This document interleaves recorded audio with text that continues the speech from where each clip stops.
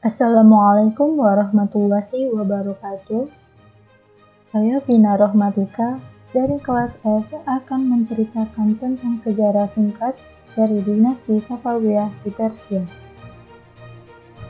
Dinasti Safawiyah di Persia. Proses berdirinya dinasti Safawiyah.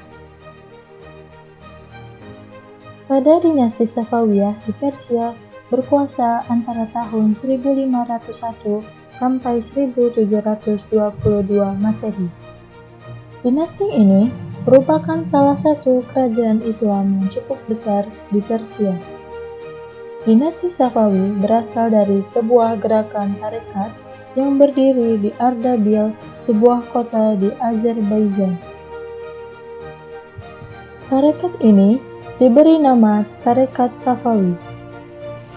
Didirikan pada waktu yang hampir bersamaan dengan berdirinya Kerajaan Utsmani.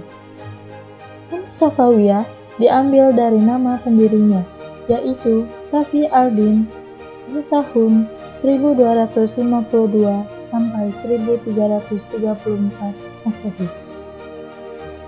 Nama Safawi itu terus dipertahankan sampai tarekat ini menjadi gerakan politik. Bahkan, nama itu terus dilestarikan setelah gerakan ini berhasil mendirikan kerajaan. Safi al-Din berasal dari keturunan orang yang berada dan memilih sufi sebagai jalan hidupnya. Beliau merupakan keturunan dari Imam Syiah yang ke-6, Musa al-Kazim. Gurunya bernama Syekh Taj al-Din Ibrahim Zahidi dari tahun 1216 sampai 1301 Masehi yang dikenal dengan julukan Zahid al-Gilani. Karena prestasi dan ketekunannya dalam kehidupan tasawuf, Safi al-Din dijadikan menantu oleh gurunya tersebut. Safi al-Din mendirikan tarekat Safawiyah setelah ia menggantikan guru dan sekaligus mertuanya yang wafat pada tahun 1301 Masehi. Pengikut tarekat ini sangat teguh memegang ajaran agamanya. Pada mulanya, gerakan tasawuf Safawiyah bertujuan memerangi orang-orang ingkar, kemudian memerangi golongan yang mereka sebut ahli-ahli bid'ah. Tarekat yang dipimpin Safi al-Din ini semakin penting, terutama setelah ia mengubah bentuk tarekat itu dari pengajian tasawuf murni yang bersifat lokal menjadi gerakan keagamaan yang besar, pengaruhnya di Persia, Syria, dan Anatolia.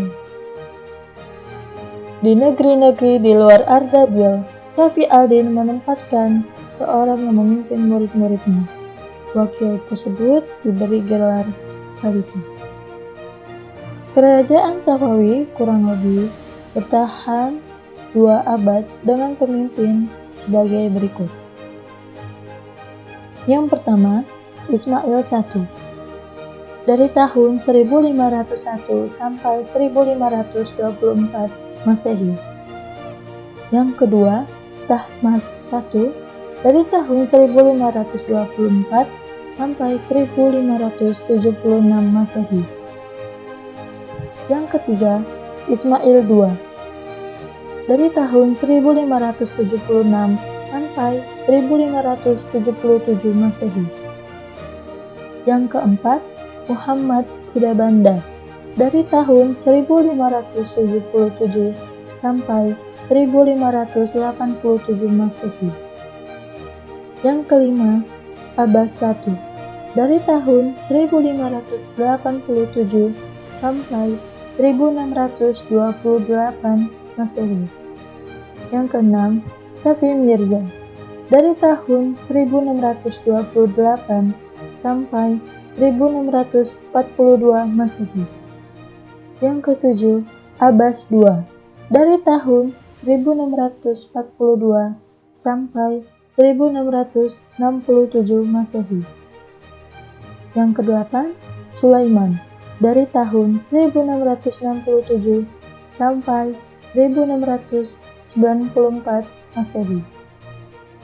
Yang kesembilan, Hussein I. Dari tahun 1694 sampai 1722 Masehi. Yang ke-10, Tahmasp II dari tahun 1722 sampai 1732 Masehi. Dan yang ke-11, Abbas III dari tahun 1732 sampai 1736 Masehi. Dinasti Safawiyah menyatakan Syiah sebagai mazhab negara dan memiliki banyak pengikut yang sangat teguh memegang ajaran agama. Dan suatu ajaran agama yang dipegang secara fanatik biasanya kerap kali menimbulkan keinginan di kalangan penganut ajaran itu untuk berkuasa. Karena itu, lama-kelamaan murid-murid tarekat Safawiyah berubah menjadi fanatik dalam kepercayaan dan menentang setiap orang yang bermazhab selain Syiah.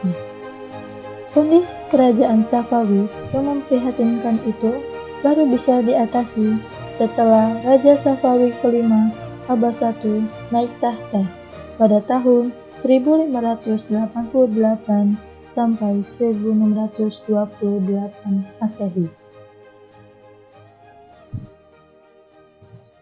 Kemajuan dinasti Safawiyah. Masa kekuasaan Abbas I merupakan puncak kejayaan kerajaan Safawi.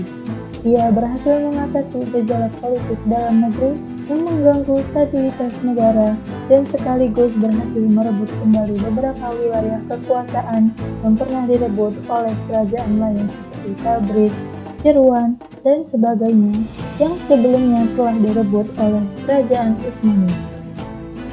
Kemajuan yang dicapai kerajaan Safawi tidak hanya terbatas di bidang politik, melainkan bidang lainnya juga mengalami kemajuan. Kemajuan itu antara lain: 1. Dalam bidang ekonomi. Keberadaan stabilitas politik kerajaan Safawi pada masa Abbas I ternyata telah memacu perkembangan perekonomian. Kemajuan ekonomi pada masa itu bermula dengan penguasaan atas Kepulauan Hormuz dan Pelabuhan Gumrun yang diubah menjadi Bandar Abbas. Dengan demikian, Safawiyah sepenuhnya menguasai jalur perdagangan laut antara barat dan timur yang biasa diperebutkan oleh Belanda, Inggris, dan Perancis. Di samping sektor perdagangan, Safawiyah juga mengalami kemajuan dalam bidang pertanian, terutama hasil pertanian dari daerah bulan sabit yang sangat subur, atau bisa disebut fertile crescent. Kenapa disebut daerah bulan sabit? Disebut daerah bulan sabit karena berbentuk bulan sabit yang mengandung tanah basah dan subur di antara tanah gersang atau semi gersang di Asia Barat dan di lembah Sungai Nil serta delta Sungai Nil di Afrika Timur Laut. Selanjutnya, dalam bidang ilmu pengetahuan. Dalam sejarah Islam, bangsa Persia dikenal sebagai bangsa yang telah berperadaban tinggi dan berjasa mengembangkan ilmu pengetahuan. Oleh karena itu, muncul banyak sekali ilmuwan-ilmuwan terkenal, di antaranya Baha al-Din al-Amili, generalis ilmu pengetahuan, Sadr al-Din al-Shirazi, filsuf, dan Muhammad Baqir ibnu Muhammad Damad, filsuf, ahli sejarah, teolog, dan yang pernah mengadakan observasi atas kehidupan lebah.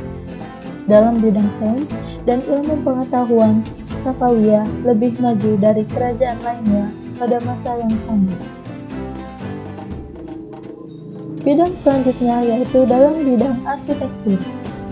Penguasa kerajaan Safawi telah berhasil menciptakan Isfahan, ibu kota kerajaan, menjadi kota yang sangat indah.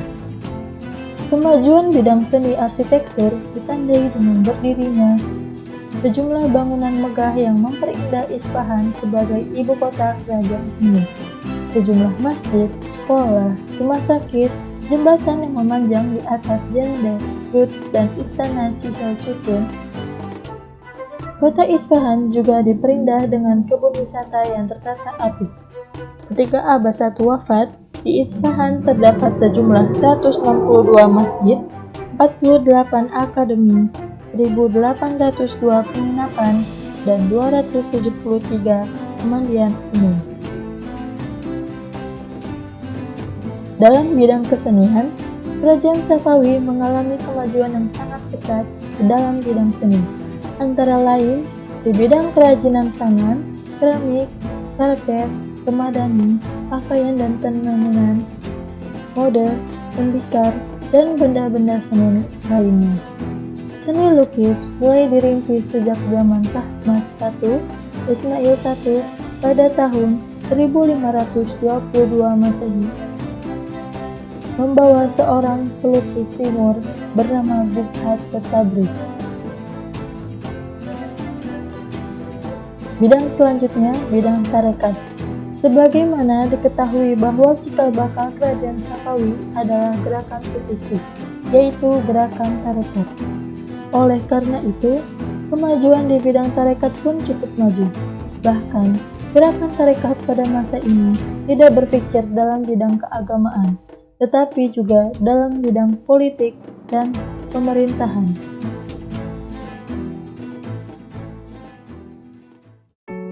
Kemunduran dan kehancuran kekhalifahan Safawiyah. Kerajaan Safawiyah mengalami kemunduran pasca pemerintahan Abbas I. 6 sultan setelahnya tidak mampu untuk mempertahankan kemajuan yang sudah diraih oleh pendahulunya. Para sultan juga lemah dalam memimpin dan memiliki sifat buruk yang juga mempengaruhi jalannya pemerintahan, sehingga kerajaan Safawiyah banyak mengalami kemunduran dan tidak mengalami perkembangan. Sepeninggal Abbas I, pemerintahan diambil oleh Safi Mirza dari tahun 1628 sampai 1642 Masehi. Ia merupakan cucu dari Abbas I, yaitu seorang pemimpin yang lemah. Ia sangat kejam terhadap pembesar-pembesar kerajaan karena sifat pencemburuannya. Kemajuan yang pernah dicapai oleh Abbas I segera menurun.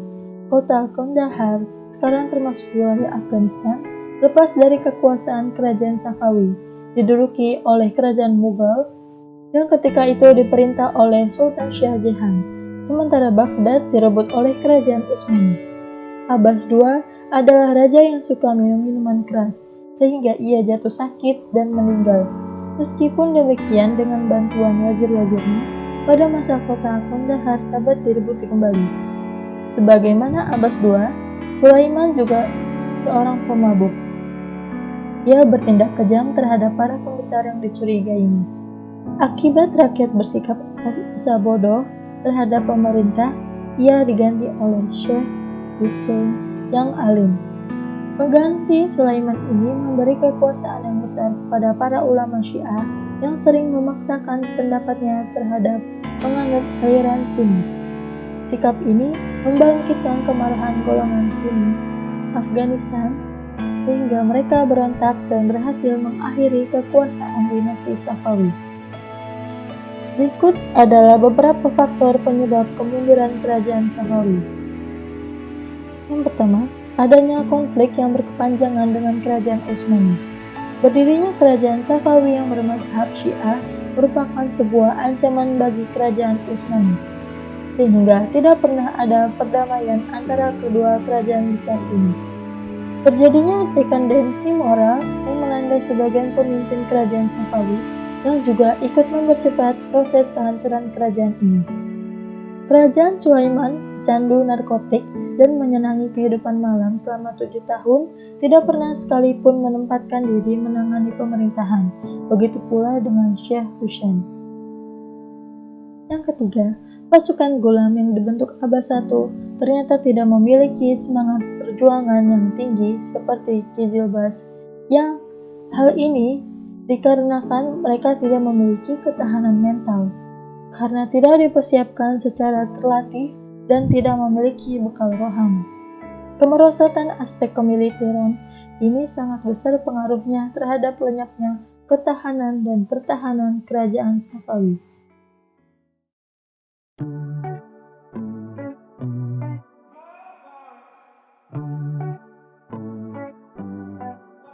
Sekian sejarah singkat dinasti Safawiyah di Persia yang saya sampaikan. Mohon maaf apabila ada banyak kesalahan kata dan lain-lainnya. Terima kasih bagi yang sudah menonton video ini dan semoga ilmu yang saya sampaikan bermanfaat. Wassalamualaikum warahmatullahi wabarakatuh.